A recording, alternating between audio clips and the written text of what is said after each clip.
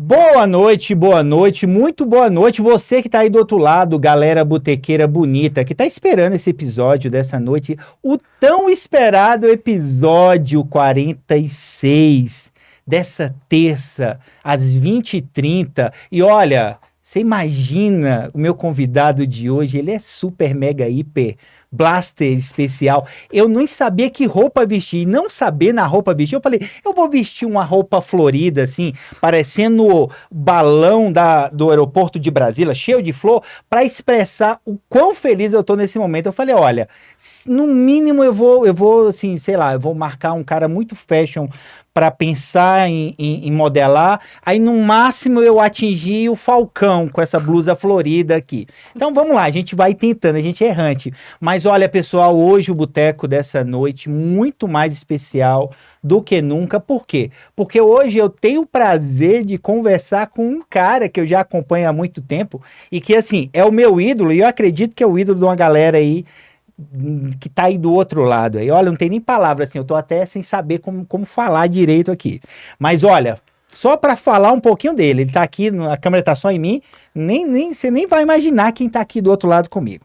Esse camarada, ele tem 1,9 milhão de seguidores no Instagram, 988 mil inscritos no YouTube. Esse cara, eu não vou falar o nome dele agora não, ele é psicólogo, professor, consultor em educação e desenvolvimento humano. Se formou lá naquela terra maravilhosa, lá pela Universidade Estadual da Paraíba, e também fez o mestrado por lá.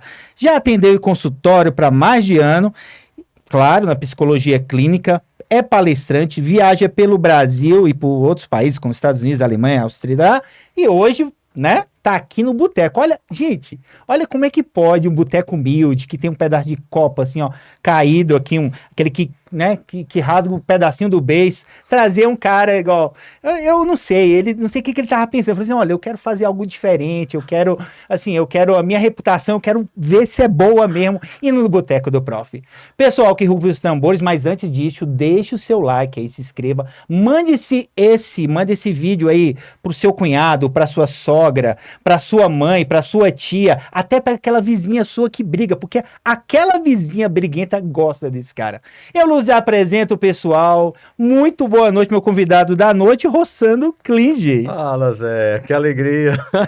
Isso, bicho, imagine eu. Sabe aqueles cachorro que passa preso o tempo inteiro? Aí Ah, de repente solta e vê a liberdade? sim. Vai pra pista e morre atropelado? Sou eu nessa noite, meu querido. Que Ah, prazer tê-lo aqui a alegria é comigo. minha. Parabéns por esse projeto, né? Que a gente tava falando um pouquinho dos bastidores aqui, gente, né? Além de falar do design fashion que ele tá aqui lá Falcão, como ele falou, né? Falando sobre como começou a história do boteco, como também começou a minha história na internet, assim, muito na pandemia, a gente foi lá e colocou a cara pra bater e tentou levar uma mensagem e fica, né? Aquilo que tem consistência, aquilo que tem uma entrega verdadeira, que chega pras pessoas e transforma, fica. E teve muita coisa que não ficou, porque, enfim, era apenas uma coisa que foi um rio que passou em minha vida, tá passageiro, né? É Mas eu isso. queria estar aqui com você, um público que eu amo, porque primeiro eu me considero professor ainda, eu ainda dou aula. Então, professor eterno, professor, mesmo que não está na sala de aula, tem um DNA de educador que não consegue tirar, né? A gente sai da educação, mas a educação não sai da gente. Não tem aquela piada, né? Então a Exatamente. gente tem esse olhar pedagógico para a vida e é uma alegria estar aqui conversando para meus confrades, meus confrades, professoras e professores aqui. Mas nessa correria toda ainda consegue dar aula? Então, eu hoje eu dou uma aula no mestrado de Felicidade da Unicamp e no curso eu esqueci qual é exatamente o mestrado, eu acho que é de Administração e Gestão na PUC do Rio Grande do Sul. Mas é pontual, é que eu gosto de ter o contato com a sala de aula, né? Eu não estou assim no cotidiano, como também não estou mais no consultório, não tenho mais consultório porque essa vida é viajante, essa coisa todinha, né? Minha vida é Comple andar por esse país. Ó, aí sim. E deixa eu te falar, aproveitando, né, o gancho aí dessa área de palestrante, cara, me conte, muito glamour nessa vida de palestrante, cada momento está em um lugar, não tem perrengue, né? Não Ah, tem, de jeito nenhum. imagina! A gente sempre vê o glamour, mas não vê o halur. Eu O chamo, ralô, o halur é a relação por trás, né? Teve mas mês passado que eu tomei café em Brasília, almocei em Recife e jantei em São Paulo no mesmo dia. E isso não é com jatinho, tá? Porque com jatinho tem um glamour, né? Sei, como dizia meu avô, avião de carreira. O avião das companhias aéreas, né?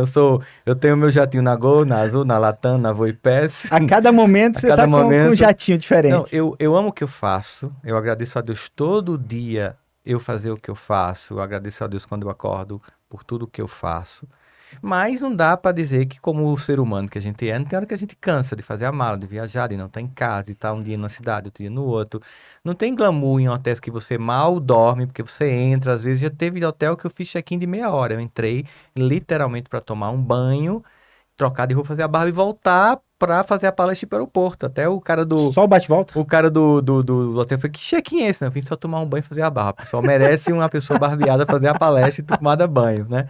E já tive vez aqui, inclusive em Brasília, de eu chegar em Brasília, ir na sala VIP, pedir para tomar um banho na sala VIP, engomar a minha camisa no balcão da pia, numa toalha, enquanto tomava o banho, eu colocava o ferrinho, que eu tenho, um ferrinho bivolto, no chão, para ele ir esfriando, porque ia terminando, ia para a palestra e voltava imediatamente pegar um outro voo. Então, assim, existe esse desgaste físico, que é uma coisa que é inevitável para qualquer um, você conversar com Karnal, com Cortella, qualquer um vai falar disso, porque o palestrante ele não é como um cantor que faz uma turnê, por exemplo, ele faz uma turnê São Paulo, Brasília, Belo Horizonte, Rio de Janeiro, fica assim concentrado na região. Às vezes você está aqui, como a gente está aqui hoje à noite em Brasília, de repente eu tenho uma palestra aqui no outro dia em Manaus, aí terminou de Manaus em Curitiba, depois volta para Cuiabá, aí desce para Porto Alegre, então você fica meio zigue-zagueando o país, e não existe, o país é grande, e não tem uma malha aérea gigante, como por exemplo nos Estados Unidos, que a cada 30 minutos você tem um aeroporto. Né? Você chega lá em Miami, por exemplo, Florida tem um aeroporto, depois Boca Raton tem um aeroporto, até chegar em Orlando tem mais uns 2, 3 aeroportos. Então, lá você tem como, ou na Europa, você tem como fazer muitos voos rápidos e voltar. Aqui não, às vezes eu vou muito de madrugada, então sou especialista em dormir sentado. E uma das estratégias é hidratação o tempo inteiro, não comer no avião, que eu aprendi depois de muito sofrimento. Não comer no avião? Eu evito. Até em voo internacional eu evito jantar, almoçar, comer. Mas pra quê? Pra não dar o revertério, assim, de repente? Você mexe com... Lá na altitude muda muita coisa, entendeu? Então, por exemplo, hoje quando eu fico só na hidratação, eu fico bem melhor. Eu chego bem inteiro nas cidades. Mas antigamente eu comia. Eu chegava no aeroporto, comia sanduíche, batata frita, tomava cappuccino, entrava no avião, pegava o refrigerante com biscoitinho. Quando eu chegava, tava assim, acabado. Lascado total. Agora é zero glúten, zero lactose, zero açúcar e muita água. Só hidratação. Só hidratação. Falando em hidratação, meu querido, claro, você vai vir pra cá pro boteco e, claro, você vai ganhar um mimo do boteco. Olha aqui, olha, só pessoas de alto garbo, elegância, simpatia. Olha aí, tá vendo aí, ó? Tiveram a oportunidade de ter uma caneca dessa. Olha só, e olha, personalizada, que chique. Personalizada aqui, ó. Muito bem, obrigado. Aqui pra eu tomar a minha água gelada. Exatamente, esse boteco aqui é... Obrigado, viu? Nada. Aqui, ó, o pessoal ficar vendo. E aí aqui, ó, tem até a dedicatória aí, ó. Só pode tomar nessa caneca se for o próprio. Tá vendo aí? Entendeu? Daí é pra você levar lá pra Campina Grande. Tá, vamos abrir uma sessão pra Janine que ela pode, né? Janine, inclusive eu queria fazer um reivindicação, já que você tratou disso agora, tava aqui na minha pauta. Sim. Por que Janine nunca mais fez live de forró? Eu acompanhava na pandemia. A gente fez uma só na pandemia. Onde que eu faço a reclamação? Lá no Instagram dela. Tá lá, Janine, mas ela faz o sexto, que a gente vê como junto, e ela grava uns forrozinhos de vez em quando. Eu via lá os forrozinhos lá, acho que era na sua casa, né, que você fazia. Continua lá no apartamento. Tinha lá o Djaí, o Djaí, exatamente. Eu falei, gente, eu nunca mais vi Janine no forrozinho. A gente toca sempre, agora forrozinho não. Domingo, sexta-feira passada, a gente tocou, na sexta anterior a essa, a gente tocou... Que era a Páscoa, a gente tocou Um Certo Dia, um Homem Esteve Aqui. O Homem de Roberto Carlos, né? Sim. Tamo aí. Eu sou back vocal da esposa. Você é back vocal, só acompanhante. E tudo, né? Carrega roupa, tudo, faz essa coisa. Mata barata, coloca água do filtro. Pra que serve marido, né, gente? Não tem, né? Tem essa...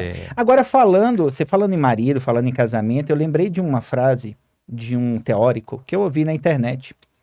E esse camarada, eu vou até achar aqui, eu até coloquei aqui, ó. Só um minutinho, deixa eu só colocar aqui, porque são várias frases desse teórico. E ele comparava, esse teórico, um cara bem famoso na internet, inclusive, que ele comparava o seguinte, que quando Pedro falou para Jesus, quantas vezes devemos perdoar? Pedro estava falando, Rossandro, Sobre o casamento. evangélico ou o casamento? Sobre casamento. Você sabe que é interessante, porque no casamento é uma pessoa que vem de uma outra família, que você encontra no meio da tua jornada como ser humano e convida para viver essa outra parte da jornada junto. E se na própria família há um desafio constante do perdão, no casamento ainda mais, porque você tem que vir com uma pessoa que você não cresceu junto, né? Você não viveu experiências ali do início. Com perdão, com o irmão que você já conhece desde pequeno, todas É as diferente. características de personalidade. Então, assim, eu acho que o perdão é um convite constante para que a gente possa conviver. Eu não imagino uma relação funcional, seja num casamento, seja no trabalho, seja na escola, seja na relação com os pais, né, professores e professoras queridas que eu amo, vocês sabem o que eu tô falando, se a gente não tiver muito disponível para a gente perdoar. Sim. E aí a minha dúvida era o seguinte, quando eu Tá. ouvi você dizendo isso, ó, quando Pedro pergunta para Jesus sobre o perdão, ele estava se referindo ao casamento, e eu ainda pergunto mais para você, ou ao colega professor que pega o bife na marmita do outro, colega na sala dos professores não avisa nada, Isso Rossandro. ou então pega o iogurte que você deixou na Pronto. geladeira. Isso é um absurdo. Você Aconteceu já com você, Rossandro? Ó, é engraçado, uma vez eu tava. Não, você não tem cara, você não tem nem Não, pele, nem cutis que aconteceu, não, que roubaram o seu bife, não. a sua carne seca com aquele pedaço de aipim, não tem cara Não, disso. a minha cara é de quem nem a carne seca tinha pra ser roubada, meu amigo. É mais embaixo o buraco aqui. Você não conhece meu passado, mas eu lembro. Né? Mas, na verdade, uma vez eu estava atendendo um paciente que era um cirurgião, né? E aí foi interessante, porque ele falou pra mim assim, aí eu perguntei, você trocou de carro, esse carro é legal? Eu disse, é legal, tal. Você troca todo ano? Não, eu troco, levo uns 5 anos. Mas por que você tem padrão pra trocar sempre? Ah, porque eu sou cirurgião. Eu digo, o que é que tem a ver? Eu preciso que os médicos me indiquem pacientes. E aí qual é o problema? Toda vez que eu troco de carro, os colegas médicos ficam com inveja e ficam sem indicar pacientes. Porque não tem povo mais invejoso que médico. Aí eu fiquei na minha. Naquele dia eu tinha que pegar um voo. Cheguei em Guarulhos, na época não tinha Uber, peguei um táxi. O táxi, quando o senhor chegou, tinha dito que era eu mesmo, para o senhor, tenho, né? Porque assim, isso aqui é complicado, porque não tem povo mais invejoso do que taxista. Aí você chega para advogado, dizem a mesma coisa. Aí professor, obviamente, vai dizer a mesma Mesma coisa, coisa. que é na minha profissão que estão roubando o meu bife. Porque é com quem a gente convive. Nós temos uma tendência de olhar para o nosso universo e ler o mundo a partir dele. Temos uma tendência de achar que, então, os professores são mais conflituosos, são mais difíceis, mais desunidos. E, na verdade, todas as profissões têm essas mesmas queixas. E, num ambiente como qualquer outro, tem pessoas que têm uma consciência da necessidade de estarmos juntos por um propósito maior. E tem pessoas que, na verdade, elas são desunidas porque elas estão apenas revelando características internas delas que revelariam como professores, como advogados, como psicólogas, como médicos, como juízes, não importa onde o indivíduo estivesse, como dizia Jesus, a boca fala do que o coração está cheio, né? Então, assim, não tem como a Exatamente. gente evitar que isso aconteça. Agora, na educação, eis a questão para todos nós professores, nós somos instigados o tempo inteiro ao conhecimento, e o conhecimento, ele precisa levar a uma transformação. Se o conhecimento não leva a uma mínima transformação, você tem uma vida completamente incoerente entre um mundo conceitual muito rico e uma prática vivencial muito pobre. Falou e disse. Bem assim. E aí, Rossandro, dentro disso daí, já que nós já partimos para a parte da educação, o que você acha? Quais são hoje os principais desafios enfrentados pelos pais, pelos educadores, na educação dos jovens dos dias de hoje? Eu vi muita coisa no seu material, você falando da questão do adolescente, do É, jovem, de como é que é a questão conflitual, né? Que o que se tinha antes, com a comparação que tem o hoje. agora, que está, né, batendo forte. Hoje nós temos, de fato, muitos, digamos assim, pontos a observar que estão gerando o que eu chamaria de tempestade perfeita. Tempestade perfeita é um conceito climático de quando você tem a junção de vários elementos climáticos que geram uma tempestade avassaladora, assim, tipo, não tem como não afundar um navio. Por quê? Porque você tem uma crise no modelo de família. E aqui, quando eu falo de modelo de família, não é modelo de família como as pessoas estão discutindo politicamente aí, então, nesse mundo, no mundo todo muito dividido, meio cansativo, He-Man contra Esqueleto, Thundercats contra Murrap, Piu contra Frajola, que ninguém aguenta mais, enfim. Mas não é sobre isso, é pais que não estão presentes como tais na vida dos filhos. adultos que não se comportam como adultos, norteadores de consciências infantis e adolescentes e jovens, com o sentimento de que existe uma casa em que as pessoas moram juntas, mas estão abandonadas mutuamente. Nós tínhamos famílias anteriores que viviam em padrões mais rígidos, que eu chamo de família quartel, tinha muita norma e pouco diálogo. Nós hoje temos família hotel. Ninguém tem compromisso com ninguém e o que a gente precisa de lar. Então, o primeiro elemento é esse. Se tem uma crise na família, se a família, em sua maioria, não é todas, não está conseguindo cumprir o seu papel de educador parental, de norteador emocional dos filhos, nós temos pessoas que olham para os pais sem respeito, sem admiração, e tem isso como modelo de intimidade. Ou seja, o modelo de intimidade deles é de não respeito nem admiração, porque esses pais não se colocam na condição de pais, mas de amiguinhos, nivelando por baixo, numa relação muito ineficiente. Logo, eles chegam na sala de aula com esse modelo de intimidade e transferem para o educador. Se antigamente as pessoas respeitavam os pais e, por consequência, respeitavam o educador, hoje acontece inversamente o contrário. Não respeitando os pais, não respeitam o educador. Mas, todavia, porém, entretanto, não obstante há, para ficar mais chique ainda, Né? debalde, Debalde é ótimo. não é massa? Há também que olhar para isso como profunda oportunidade, porque, como a gente sabe, crises têm oportunidades. Então, qual é a oportunidade para o educador? Nessa fragilidade emocional do aluno, muitas vezes nós, professores e professoras, somos a única referência que aquela criança ou aquele jovem tem para nortear a própria vida. Percebe? Há um peso, há uma responsabilidade. Ou seja, não estou dizendo aqui que nós temos que substituir os pais, isso é impossível, nem é desejável socialmente falando. Mas não há como negar o diagnóstico dessa falência familiar majoritária e como isso tem sido pesaroso para nós como professores. Não é por acaso que estamos entre os que mais sofrem de burnout, de esgotamento, porque hoje o personagem mais complicado na escola são os pais. Não é nem o aluno, né?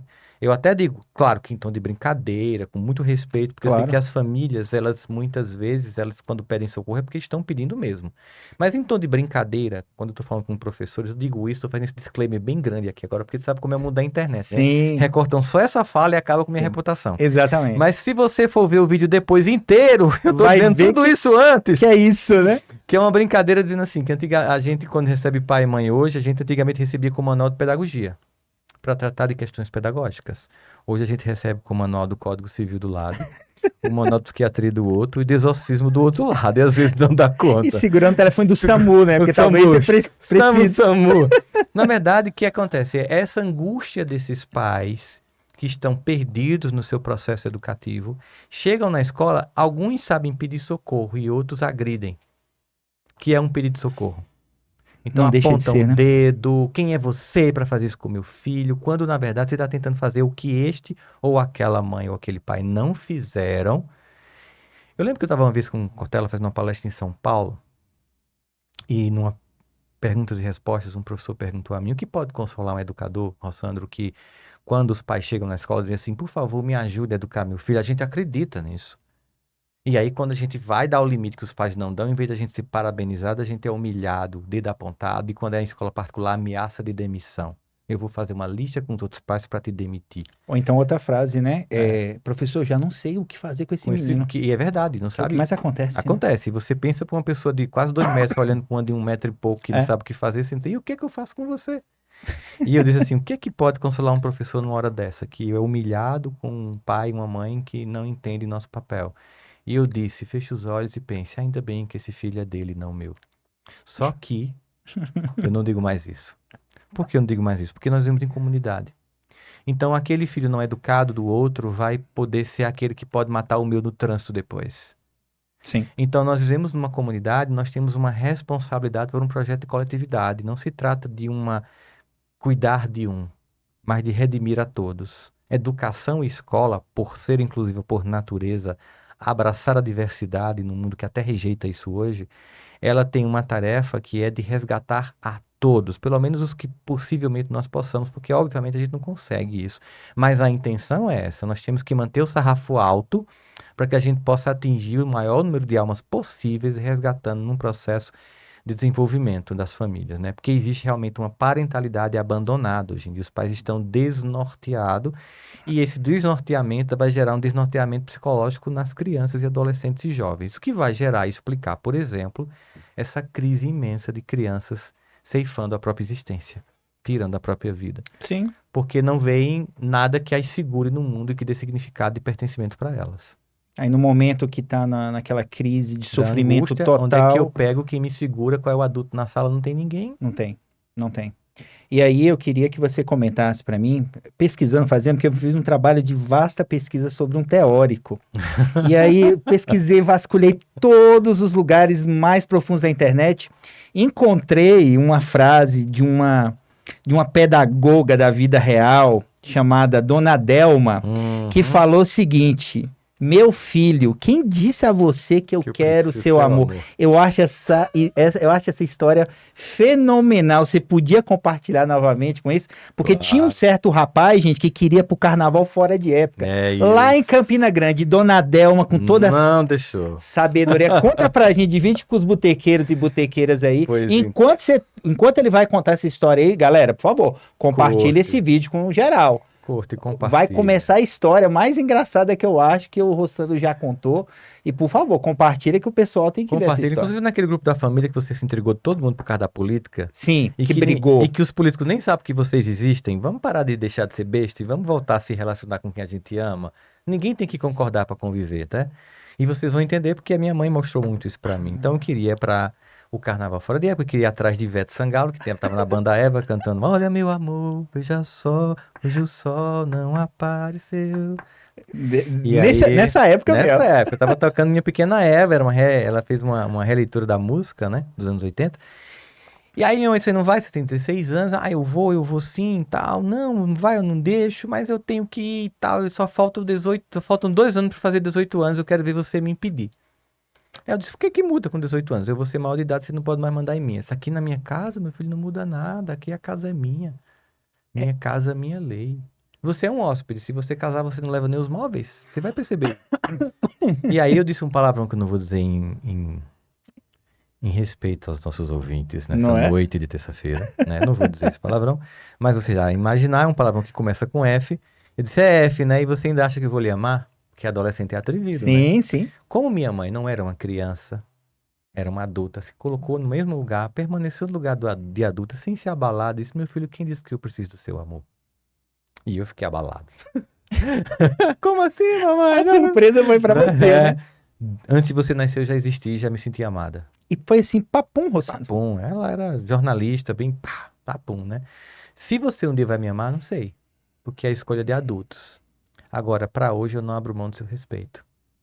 Eu fui bater a porta do quarto, passei 7 dias sem falar com ela. Como ela era uma adulta e não uma criança, ela ficou no lugar de mãe de adulta, ela passou um mês sem falar comigo. E aí, eu passei no vestibular, naquele ano chamava-se vestibular, né? Não Enem. E estudando Escala das Emoções, a professora explicando que no momento que a gente come carne, aumenta o córtex cerebral, a gente tem uma sofisticação neurológica, a ponto de que essa sofisticação atinge as emoções e criamos um conceito que é meramente humano de amor que não tem animais, né? Tem apego, tem desejo, tem saudade, mas não tem amor. Amor é tão sofisticado como sentimento que necessita de um conjunto de sentimentos que os precedem, especialmente dois: respeito e admiração.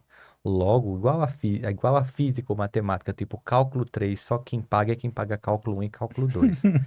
Significa dizer que aquele ou aquela que um dia será objeto do amor só o será se antes for objeto do respeito e admiração. Aí você entende o seguinte: no passado, os pais estavam preocupados em serem respeitados e não amados, e ao final conseguiram o amor e o respeito. Hoje querem ser amados sem se fazer respeitados, e tragicamente no final não conseguem nem o amor nem o respeito. E essa conta, mais uma vez, chega na sala de aula.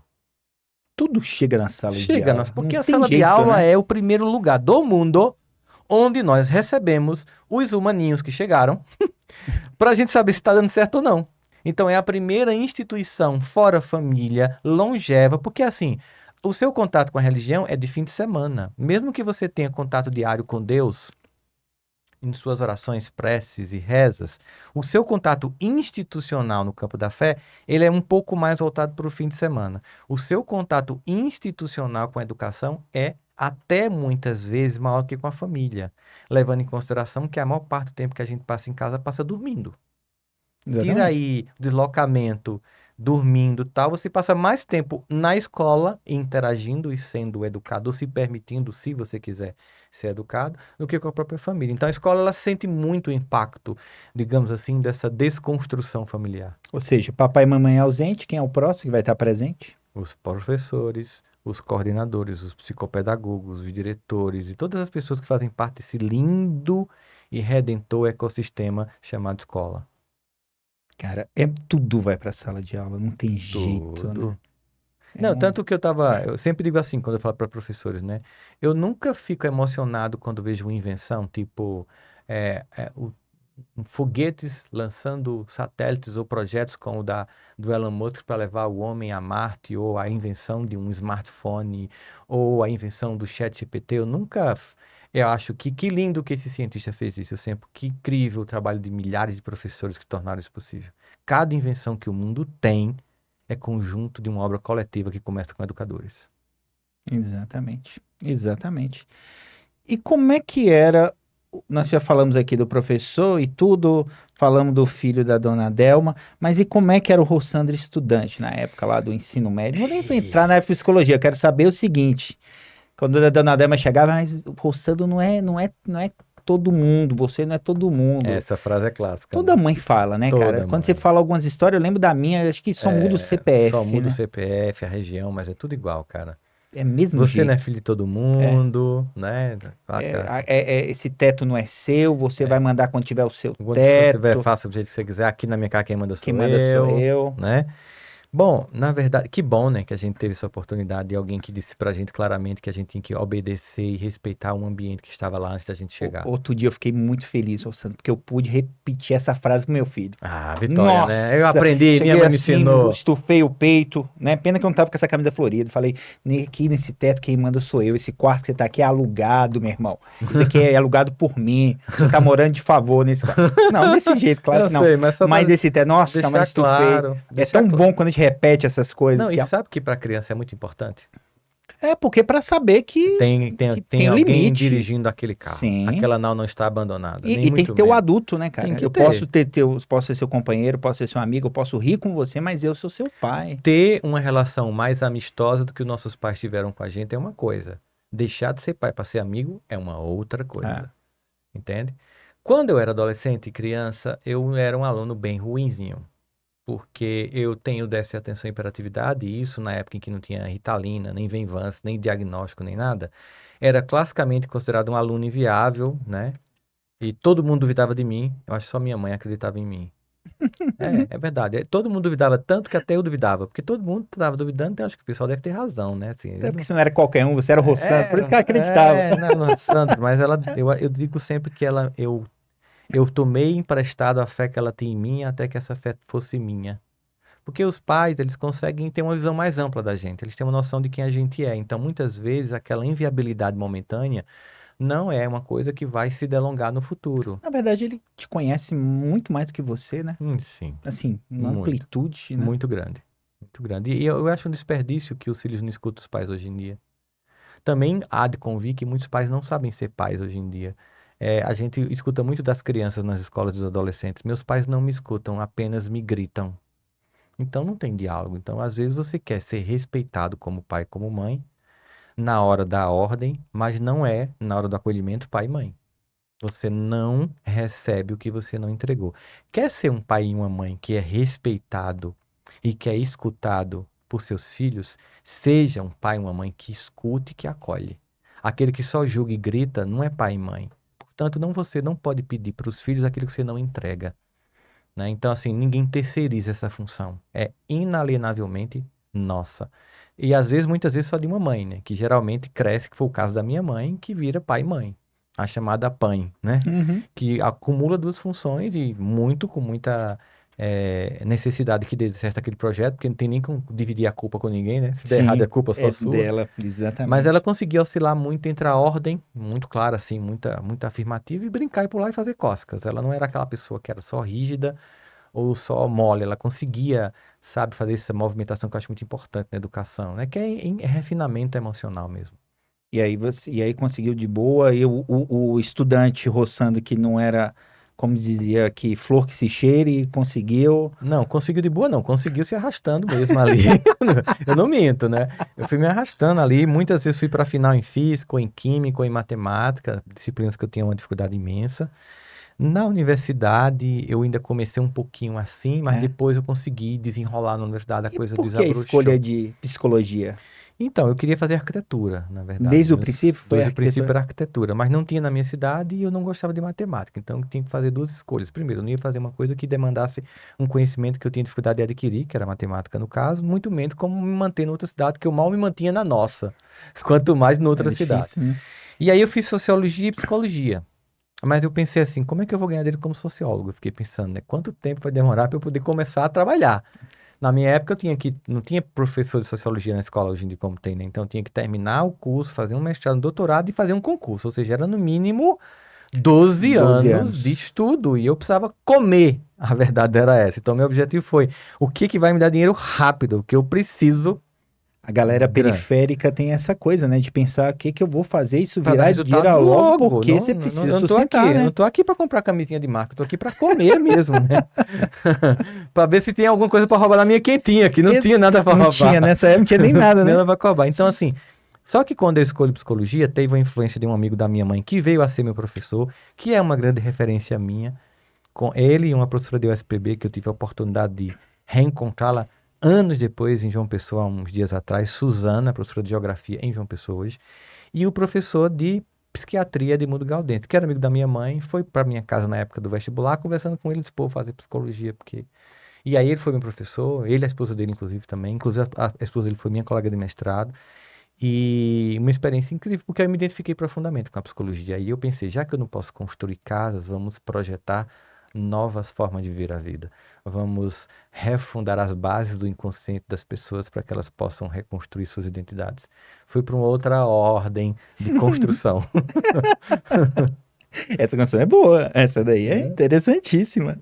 E aí você começou desde então, fez o curso de psicologia e já foi para o atendimento clínico Não. ou não? Você já Eu foi? fiz o curso de psicologia em 7 anos, porque eu não podia fazer o curso de dia, porque eu não tinha como sobreviver sem trabalhar. Então, eu trabalho desde os 14 anos.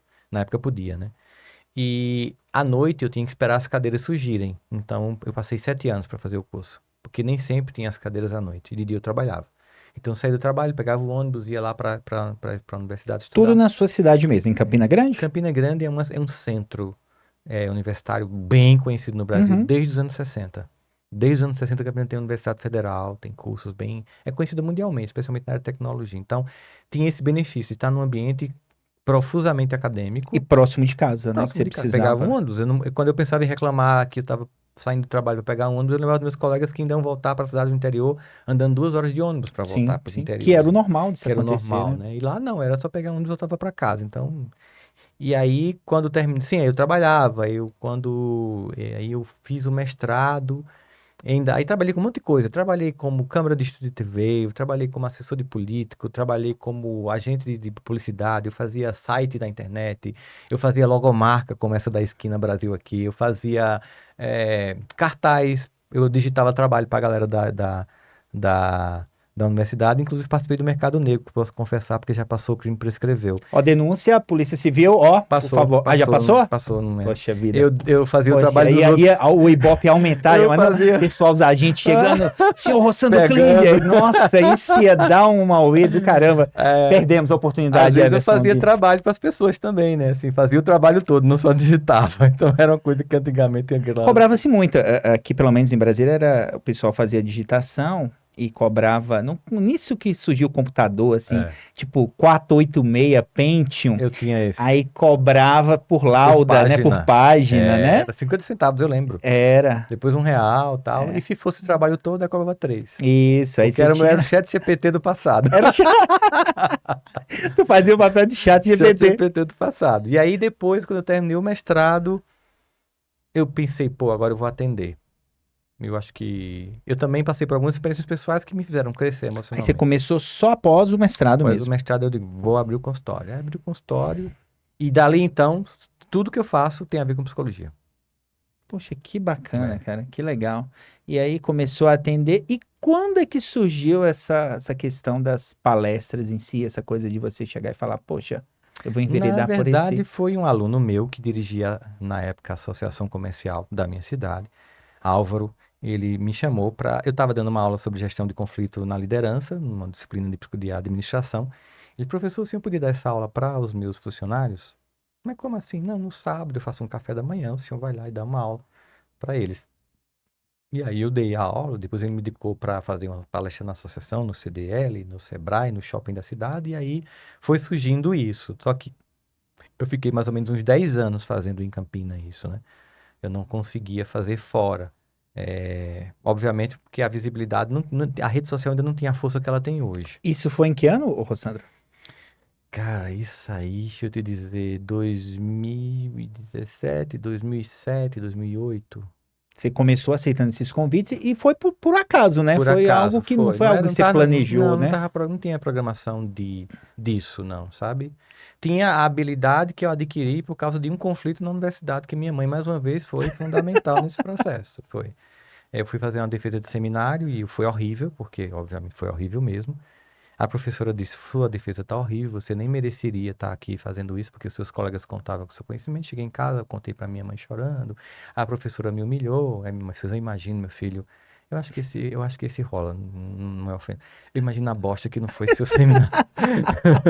Sua mãe já chegou assim, Chegou falando assim, papum, né? Aí sem alisar. você tem duas alternativas, meu filho, nesse momento. Você fecha o curso, entra no discurso da vítima, do trauma, e tudo que você deseja e sonha não se realiza. Ou você encara que você cometeu um erro e corrige isso, porque a vida sempre oferece uma segunda chance. O que você deseja fazer? Eu disse a segunda opção. Ela disse: Você acha que começa quando? Eu disse: Quando? Agora. Chorando as dores da humilhação que você passou. Você vai estudar para você fazer diferente da próxima vez e nunca mais passar por isso. Eu estudei, apresentei para meu irmão, que é uma referência para mim, meu irmão mais velho. E aí eu apresentei. E a professora até olhou assim, todo mundo esperando, né? Eita, quanto tempo ele vai aguentar? Tinha gente apostando quanto tempo eu aguentava no seminário, porque tinha sido um caos, né? E eu consegui apresentar, muito legal, todo mundo olhando. A professora perguntou: Você tem um irmão gêmeo? Que parecia uma outra criatura, né? E ali eu senti o prazer de ser escutado, de ter a atenção das pessoas. E daquele dia em diante, todo mundo na universidade queria fazer seminário comigo. E ali, daquele momento, de um trauma que minha mãe me ajudou a superar e não a recuar, um dom surgiu. Que foi identificado por esse aluno, depois foi identificado pela cidade, e finalmente, bom, o resto foi Foi. acontecendo. Que legal. E se falando da questão da família e a questão da sua mãe, como é que você enxerga o papel da família na educação emocional das crianças e Cara, dos não, jovens? Porque aquele momento que sua mãe é fez com você foi, fundamental. foi fundamental, né? Foi De- um de- de- de- divisor, de- né? Eu sempre acho que a educação dos filhos não é que você todo dia tem que ser aquele pai, aquele super mãe, super pai, igual professor. Você não é todo dia aquele super professor, aquela super professora. Tem dia que você vai porque tem que ir. Tem que ir porque é a sua Porque é, obrigação, né? como também você acordar e tem que E tem cuidar. dia que aquela aula você fala, uau, que Uau! aula Pronto, boa. aí aquela aula tocou alguém, aquela frase tocou alguém. Naquele dia você foi mais do que um professor. Como dizia Jung, né? Domine todas as teorias, conheça todas as técnicas, mas ao tocar uma alma humana, seja tão somente uma alma humana. Tocar uma alma humana exige nossa humanidade. Então, quando os pais fazem isso, quando eles entendem essa tarefa deles, minha mãe, não é que todo dia ela me sentava para dar uma lição de vida, né? Mas pontualmente em situações em que isso exigia, ela estava lá para fazer isso, entregando algo que talvez ela também muitas vezes não teve na própria vida dela. Então, que algumas pessoas dizem assim, mas eu não tive isso. Mas quando você tem um diagnóstico que você não tem isso, porque, veja só, o zona de conforto é quando eu não sei o que aconteceu comigo, tá? E aí eu fico no piloto automático equivocado. Quando eu sei o que aconteceu comigo e permaneço no meu lugar, é zona de acovardamento. Eu sei o que tem que se fazer. Eu sei que eu não tive aquilo, mas eu sei que eu preciso fazer e eu não posso usar a justificativa de que porque eu não tive aquilo, eu não posso construir em mim. Não é porque eu não tive um pai amoroso que eu não vá ser um pai amoroso. Não é porque eu não tive uma mãe amorosa que eu vá ser uma mãe amorosa. Não tem relação. Às vezes o diagnóstico, inclusive, disso é um apontamento de uma necessidade do que eu tenho que desenvolver em mim para os meus filhos, entende? Se, por exemplo, quando a gente escolhe ser professor, a gente tem duas referências. O professor, a professora que a gente quer ser e os professores e professoras que a gente não quer ser. Não é isso? Assim Exatamente. também na função de pai e mãe. Então, essa educação emocional que os pais dão para os filhos quando dão, elas surtem muito efeito longeva. Porque, entenda, educar filhos dá trabalho, ponto. Escolha quando? Agora e corrija, ou para sempre e sofra. E esse para sempre vai ser Pra- extremamente sofrível, né? Tanto que a coisa mais dolorosa que eu já escutei em consultórios não foi sobre abusos, não, foi um casal entrar e dizer assim: nós todo dia pedimos para o nosso filho morrer porque nós não suportamos mais ele. É contra-intuitivo. Tudo que você quer é defender seu filho, jamais pedir que ele morra. Mas ninguém chega nesse lugar à toa. É um conjunto de equívocos. Uma criança ela não nasce assim, ela se torna assim. Exatamente. E aí eu venho outra pergunta para você, enquanto você toma essa aguinha aí. O bom daqui desse boteco é que a gente tem sempre uma branquinha para Tá vendo aí, ó? oferecer, não é? Questão é a seguinte: como é baixar um aplicativo no filho, Rossan?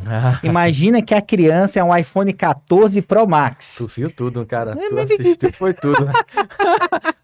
Como é que tu vai pra uma palestra minha agora ao vivo? Porque agora vai contar isso. Vai parecer um show, né? Agora ele vai cantar essa música. Eu já sei até a música de despedida. eu falei, não, eu tenho que separar os momentos mais. Você sabe que eu me senti até culpado com relação a isso, né? Até que eu comecei a ver que todos os pensadores, eles repetem coisas que são significativas, né? Sim. Eu adoro, por exemplo, o Yuval Noah Harari.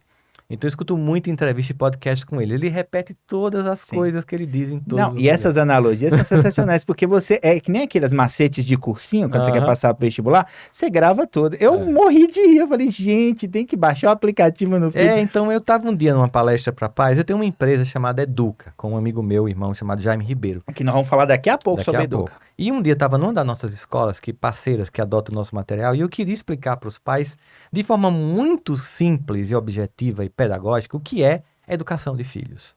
O que é educar um ser humano. E aí me veio a metáfora do telefone.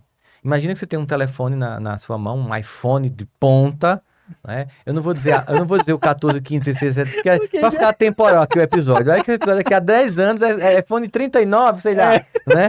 Mas assim, imagina um smartphone de ponta que não tem um aplicativo. Para que serve?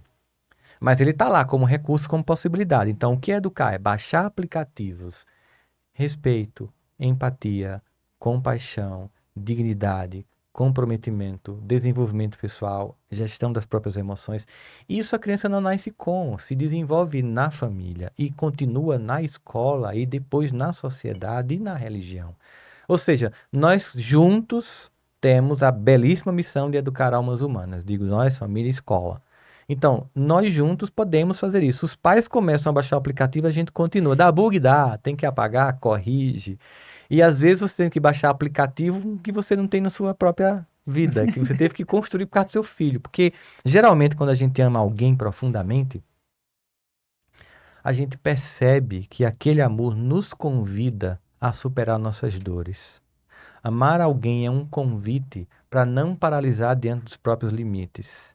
Amar alguém é um convite para se superar em nome desse amor, construindo em nome desta pessoa a potência que eu não tenho ainda, construindo em nome dessa pessoa o perdão que eu não forneci ainda, para que aquilo que eu construir para crescer, para ser o pai que eu quero ser, a mãe que eu quero ser, esteja à altura do filho que eu quero que esse filho seja. No fim, é como se o amor que eu tenho por esse ser resgatasse a mim mesmo.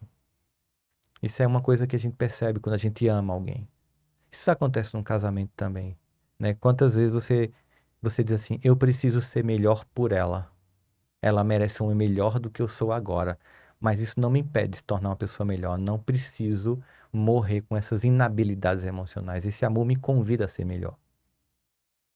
Nossa, é profundo isso, né? Esse amor me convida a ser A ser melhor, né? melhor. E aí entra naquilo que a gente falou no princípio da conversa, né? O amor é algo refinado, né? É algo que Refinado. é Construído, construído sofisticado, leva tempo, intimidade. muito, né? Intimidade. É quando você casa com alguém, quando eu casei com Janine, né? Primeira vez, ela, a gente vai receber uma pessoa aqui em casa, então você é muito brincalhão, então cuidado. Ela me deu todo um monte de disclaimers, assim, por favor, não faça suas piadas, tal, tal, tal. Pra eu me controlar, né? Aham. E hoje em dia, como é que ela faz? Ela olha pra mim e faz. Aí eu, né? Só basta aquele trocada de olhar. Boa, né? Você já teve Intimidade. tudo, né? Intimidade. Intimidade gera essas coisas também. Você falando aí da questão do amor, e nós temos na escola hoje um ambiente que você, de certa forma, você tem que educar, né, de certa forma não, né? De todas as formas tem que educar com amor, né? Com amor. Querendo ou não. Às vezes aquele estudante não conhece isso, o Uhum. amor dentro de casa, e tem que ser conhecido através do teu ensinar, do teu, né? Do teu, Eu sei que tem alguns alunos que nos desafiam nesse amor, o tempo inteiro, né? porque eles não têm isso como referência, nem sabem nem receber esse amor. Especialmente quando nós também temos na nossa própria vida fragilidades emocionais de dores que nós passamos. E não é aqui que a gente está convidando os professores para virarem uma espécie de Mahatma Gandhi, Irmã Dulce, e terapeutas de todos os alunos do mundo. Não dá para dizer que é isso. Já tem carga demais sobre o Sim, educador. sim. Mas é no sentido de dizer o seguinte: às vezes a gente está ali pelo menos por uma única missão, um amor pelo que nós fazemos. O amor pelo que nós fazemos, uma consciência de que nós transformamos vidas, que a nossa vida foi transformada pela educação e essa própria história nossa pessoal é uma referência para a gente transformar outras vidas.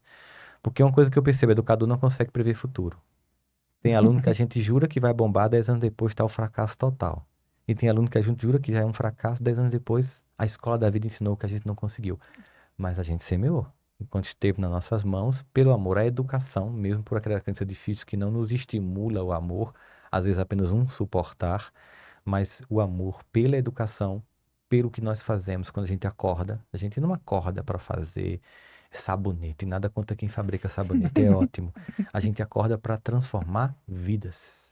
Isso é muito significativo. E às vezes esse amor é simplesmente estar ali disponível para ele, né? Para Disponível. escutar, né? Escutar sempre, porque assim, igual a casamento, às vezes você está desabafando, não tem que dar solução. A pessoa apenas quer ser escutada, quer ser vista. Numa sociedade em que os pais não olham para os filhos, olhar para uma criança, para um jovem na escola, é vê-los. E enxergá-los é dar um lugar de pertencimento que eles não têm. É isso. E, Rossandro, aproveitando que a gente está falando dessa questão do amor e da questão socioemocional, me diz aí como é que surgiu a questão da plataforma Educa, que hoje você, né, justamente, juntamente lá com teu sócio, tá trazendo essa plataforma aí para dar um auxílio às escolas, né, das Sim. instituições em si. Explica para a gente aí como é que funciona, que eu achei Com- super interessante a Pois ideia. então, Zé, convivendo com muitas escolas, com muitos professores, eu percebi a necessidade da importância de trabalhar o desenvolvimento das emoções nas crianças e nos jovens. Existem outras soluções socioemocionais no Brasil. Eu sempre digo assim que nós não concorremos com os outros, nós colaboramos para o desenvolvimento das emoções no nosso país.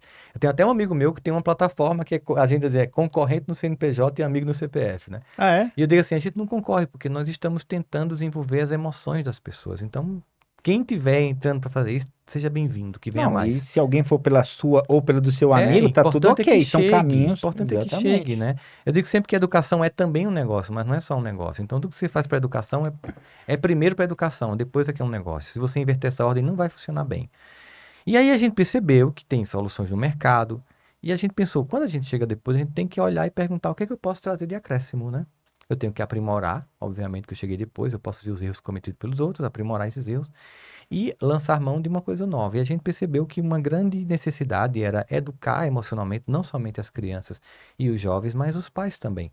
Então, na Educa, que é um material mesmo pedagógico para escolas, né, com uma disciplina socioemocional, nós vamos do PIPAS, que é infantil, até o ensino médio. Então, a gente vai com todo o percurso ali do desenvolvimento de pilares do desenvolvimento das emoções das crianças e adolescentes, mas criamos uma escola de educação parental, que é para que nós possamos ajudar os pais nessa jornada da parentalidade, do que é viver essa experiência. E aí você tem desde. Aí você, como a gente criou uma espécie de Netflix de educação, é um aplicativo que você tem aulas sobre muitos temas ligados à parentalidade. Então, tipo, meu filho não me escuta. É drama de um pai com um filho adolescente. Meu filho não come. É drama de um pai com um filho criança. Meu filho ou minha filha quer ser um digital influencer. É drama de todo pai hoje em dia. O que é que eu faço? Então a gente tem lá vários conteúdos, sejam pirulados em minutos, sejam em 5 minutos ou de uma hora, para a construção desse conhecimento, dessa expertise que é fundamental para que os pais possam lidar com demandas que são muito atuais. Por exemplo, meu filho quer ser um digital influencer, é uma coisa muito atual, né? Então a gente tem milhares de alunos, mais de 100 mil alunos no Brasil já, a gente está muito feliz, temos 3 anos de Educa no ar aí, com as crianças e adolescentes, várias escolas, aqui em Brasília nós temos escolas, né? A gente tem parceria justamente indo agora para a escola pública também. A gente quer chegar, porque a gente sabe da importância de levar para Ah, todos os já está lugares. trazendo isso para a escola Já, com pública? certeza. É porque para você levar o material para a escola pública tem toda uma questão de compliance que para nós é muito necessária, para que Uhum. a gente entre com muita clareza dentro das Previsão para licitações. Brasília? Tem Sim, algum. a gente já está oferecendo para os municípios, para os estados a solução, está apresentando, né? Uhum. Mas os trâmites são mais lentos, o volume é maior, existe uma regulação Sim. necessária, bem-vinda, que a gente sabe que é necessária, e que a gente está respeitando, mas enfim, a gente já está aí com um produto há 3 anos no mercado, com muitos resultados incríveis, o que nos deixa muito feliz, né? Acordar para fazer isso, ou seja, para transformar. A Educa fica lá em São Paulo, a sede, lá na Vila Madalena. E a gente tem uma equipe maravilhosa que trabalha com a gente, enfim, temos pedagogos incríveis, fizemos um projeto em que a gente inclui pessoas de todo o país para que o material não tenha cara de uma região, como costuma acontecer, ou seja, uma tradução também às vezes de fora que não comunica com um jovem brasileiro, então nós tivemos esses cuidados, então tem muita... E outra coisa que a gente entende também na nossa é que tem uma educação digital. Não há como falar de educação socioemocional sem falar de educação midiática, de como se portar no meio digital e de como viver nesse ambiente de forma produtiva. É uma coisa atrelada à outra, não tem como Não tem fugir como. disso, né? E tudo. Rossandro, nosso tempo aqui já está terminando. Eu queria ficar com você 3 horas, mas aí, né? Infelizmente não tem como. Mas olha, tô aqui olhando, falei, cara, tanta pergunta que eu queria fazer e tudo, mas nosso papo tá muito, muito bacana. E assim, eu tenho que me controlar aqui para não ficar aqui ligado muito aqui no que você tá falando e pensando mil coisas e ficar aquele papo assim, extenso e tudo. Agora, eu queria entrar na parte dos livros aqui. Tá. E aí eu tenho um livro seu aqui que você de 2016 que é As Faces do Perdão. Uhum. E aí eu queria falar um pouco sobre essa questão do perdão e trazer para nosso início da conversa. É capaz, é possível eu perdoar um colega professor que roubou o bife da minha marmita, mesmo assim, mesmo pegando o bife naquela hora do almoço, Rossandro? Você É, acha que é possível? é possível, é É necessário. É necessário? possível, é O necessário. perdão sendo difícil da forma que é, né? Mesmo o bife. O perdão é um desafio para todos nós, porque perdoar significa voltar a confiar, ou gostar, ou se conectar com alguém com o qual eu tinha uma conexão, ou uma confiança, ou um afeto, e que por um comportamento ou do outro de ambos, aquilo se perdeu. Mas do mesmo jeito que eu preciso de perdão, eu preciso perdoar. Porque eu não sou o único que sou vitimizado. Eu não sou a única vítima do mundo. Eu também faço isso com as pessoas. Eu preciso entregar aquilo que eu vou pedir na vida. Eu preciso perdoar porque um dia eu vou precisar de perdão, ou já estou precisando de perdão. E sem perdão eu fico com boa parte da minha capacidade de viver o mundo plenamente presa. Eu digo que o ressentimento é um agiota que todo dia te acorda e cobra 40% da tua energia de viver, pegando o teu passado para torná-lo presente, destruindo o teu presente e inviabilizando o teu futuro. Por ressentir, ressentir, ressentimento, sentir de novo a mesma coisa repetidamente por não conseguir se desconectar de um evento, ou de uma pessoa, ou de uma circunstância até que está presente e repetida, mas que você pode se desconectar emocionalmente daquela pessoa para que ela te atinja cada vez menos. É uma coisa que nós todos sabemos que é necessário, nós todos temos consciência de que é libertador, mas é um processo e tem trajetória. Tanto que eu tenho, inclusive, uma imersão, duas, na verdade, né, de um ano comigo. Um é Aprendendo a Perdoar e Perdoar-se. É um tema difícil? É um tema difícil e libertador. É. Difícil não é perdoar. Difícil é permanecer odiando. E as pessoas acreditam que o perdão, o perdoar, o ato de perdoar-se é voltar a conviver com a pessoa, né? Nem E nem sempre. sempre, né? Nem sempre. Às vezes a pessoa que você vai perdoar, ela não tem nem maturidade emocional de escutar o teu perdão. Você dá para se libertar, mas não tem nem como conversar com ela. Porque ela não tem maturidade, ela nem reconhece que te machucou. É tão Você dá por narcisista. você, né? É por você, pra você, sobre você, não é sobre o outro. E eu costumo sempre dizer que ajuda muito as pessoas a entenderem quando eu digo que não é perdoar. Perdoar não é esquecer, porque se eu esquecer eu posso voltar a ser vítima e eu não aprendi com o caráter pedagógico da dor.